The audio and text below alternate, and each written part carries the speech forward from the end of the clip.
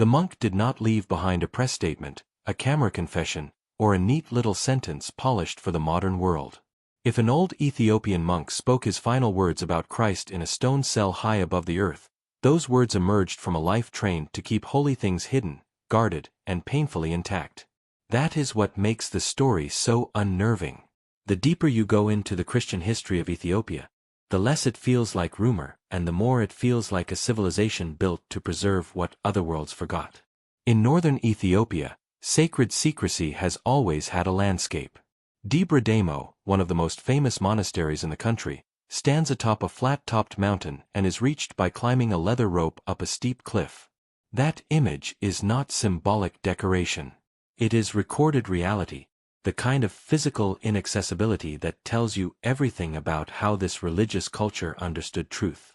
In many modern societies, truth is something published, marketed, circulated, reposted, and consumed.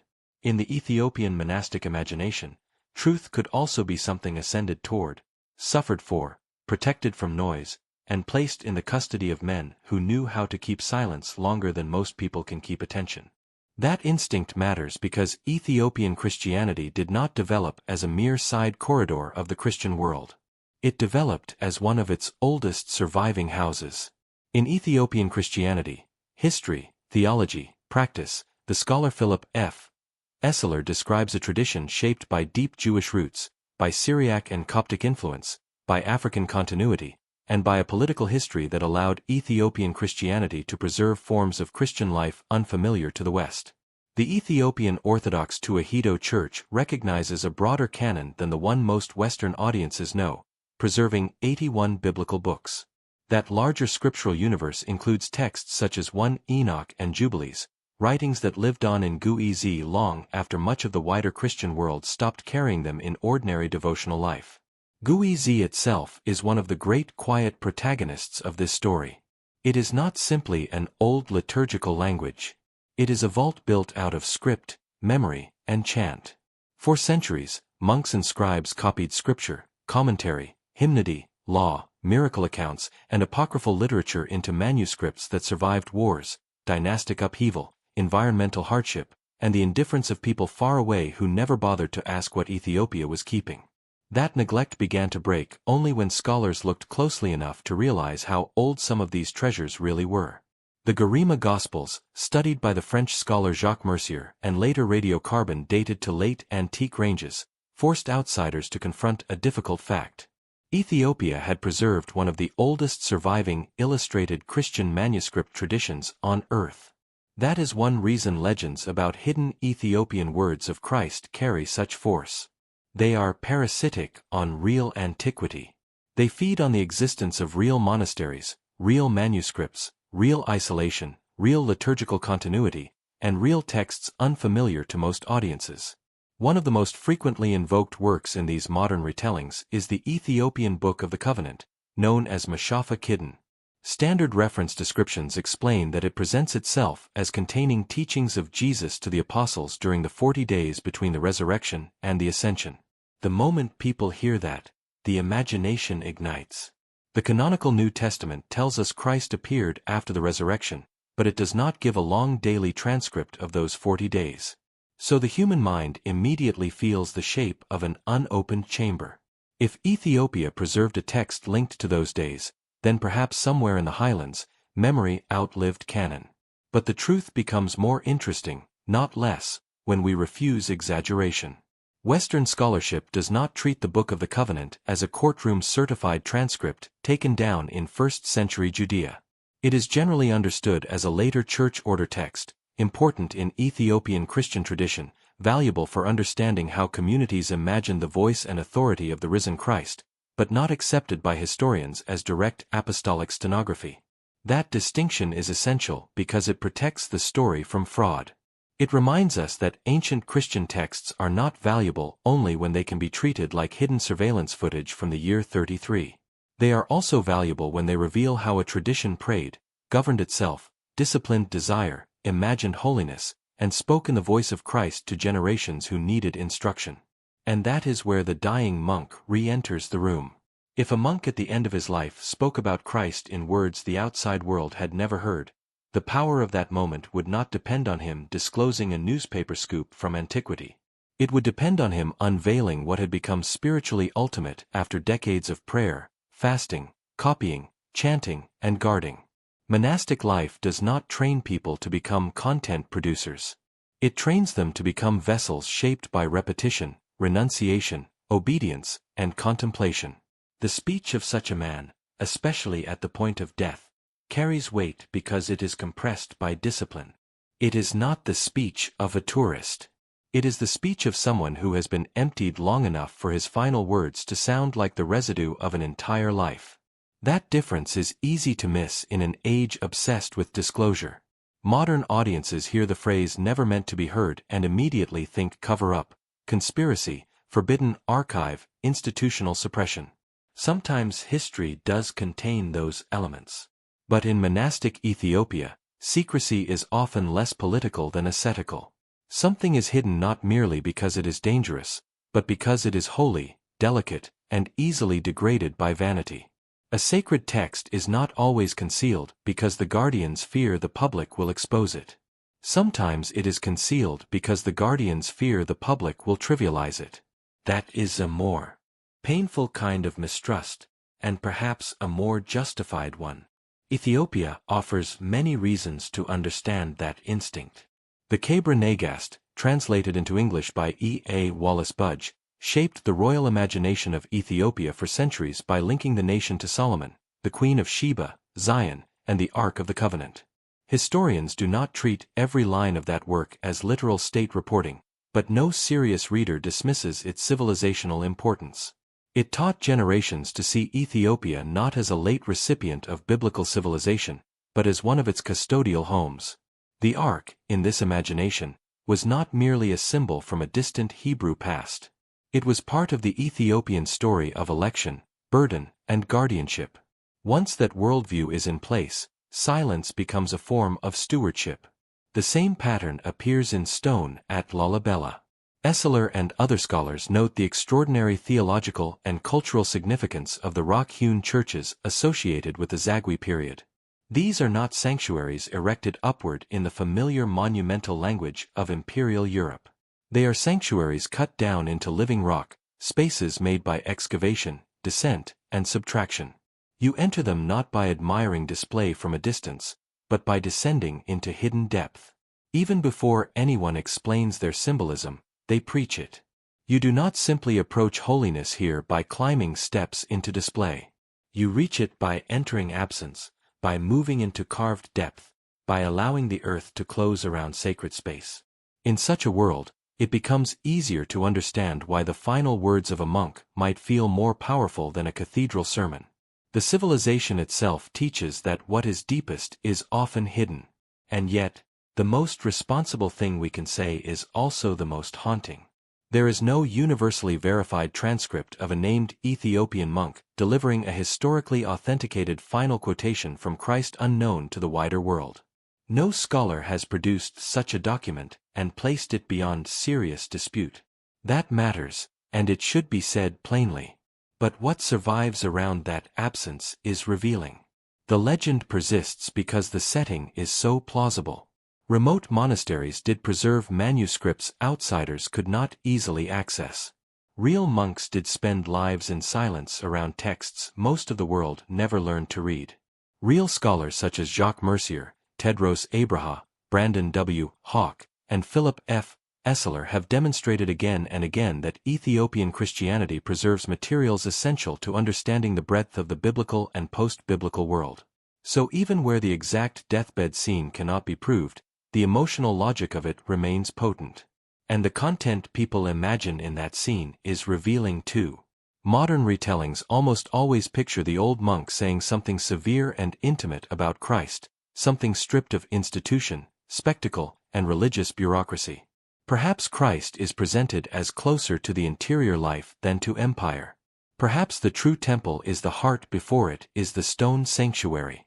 Perhaps holiness is spoken of as vigilance, poverty of spirit, humility, mercy, or the purification of thought. Perhaps the warning is that power can speak the name of Christ while betraying the pattern of his life. Whether these formulations derive from ancient texts, later devotional culture, or the hunger of contemporary audiences, they expose the same ache. People now long to hear Christ without mediation by systems they no longer trust. That longing is not hard to understand. Ours is an age of overexposure. Everything is visible, searchable, repeated, reposted, and flattened. The more language we produce, the less authority it seems to carry. Institutions fracture. Clergy fall. Politics invades worship. The market turns faith into a brand. Under those conditions, the image of an Ethiopian monk guarding ancient teachings in Guizi becomes almost painfully attractive. He appears untouched by the bargain of modern life. He seems to stand outside the system in which every truth must be packaged for attention.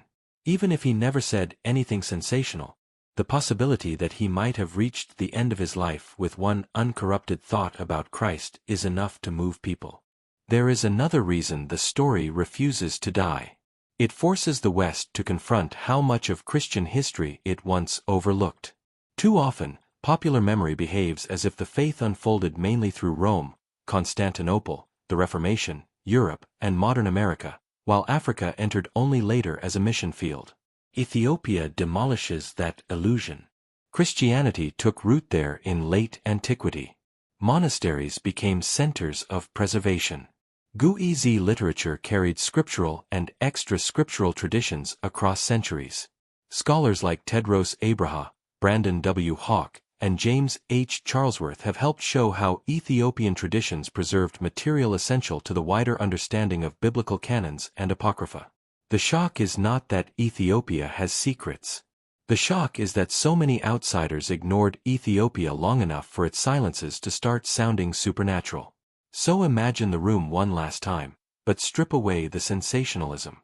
A stone cell. Old leather. Fading breath. A younger monk nearby, perhaps not yet realizing that he is inheriting books, burdens, and silence all at once. What would actually be worth saying at such a moment? Not what would trend. Not what would scandalize. Not what would flatter the appetite for forbidden knowledge. What remains when vanity has burned away?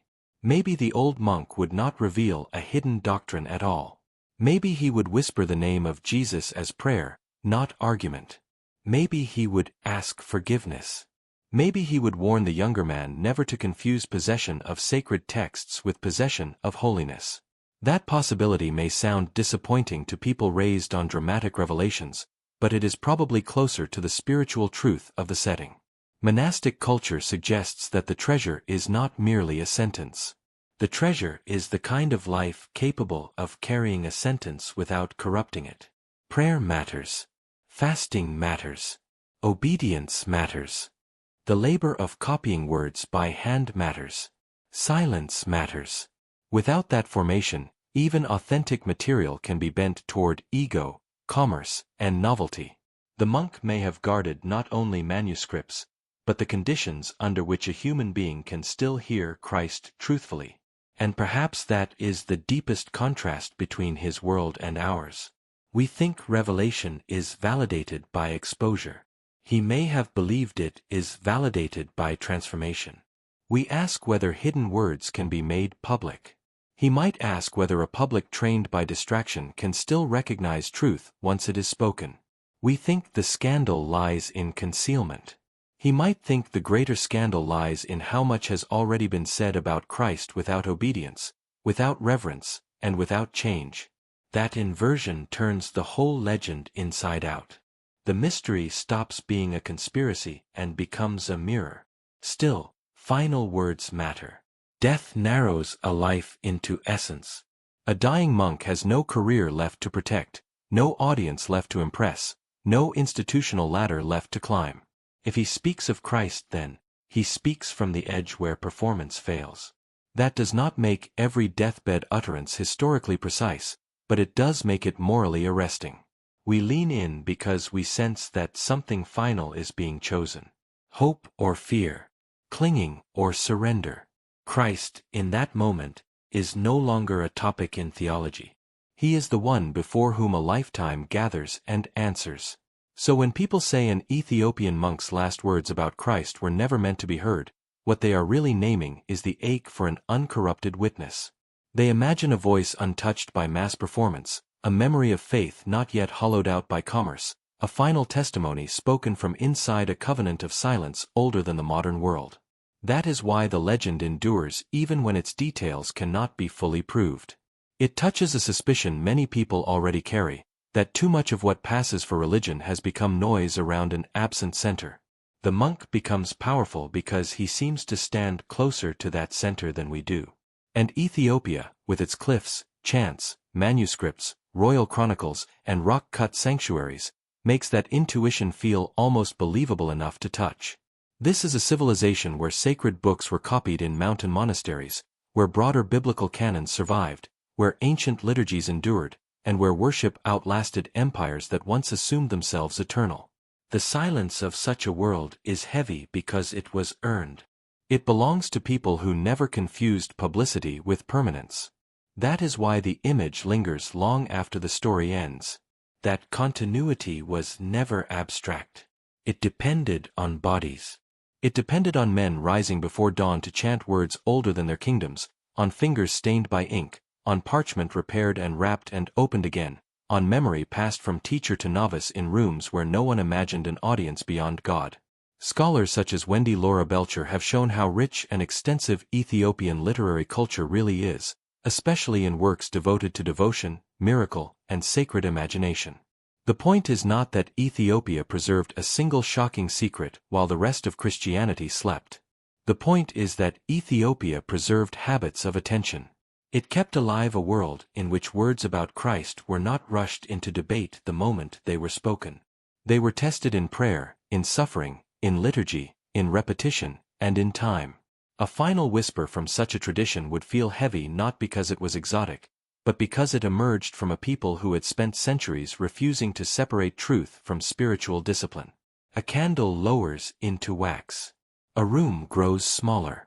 An old monk, reduced by prayer until almost nothing remains except fidelity, turns toward Christ with his final breath. We may never recover his exact words. Perhaps no one outside that room was meant to. But the world that makes the story possible is real, and that reality is enough to leave a mark.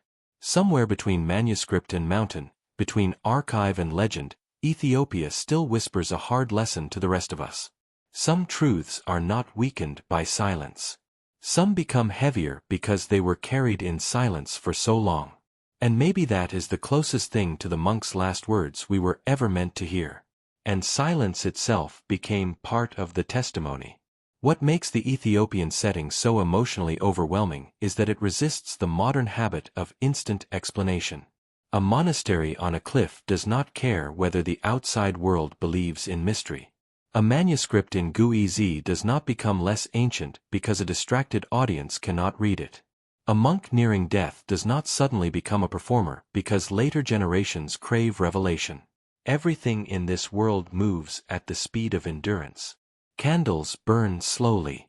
Parchment ages slowly. Chant enters the body slowly. Even conviction seems to mature slowly, over decades of repetition, renunciation, and obedience. That slowness changes the imagination.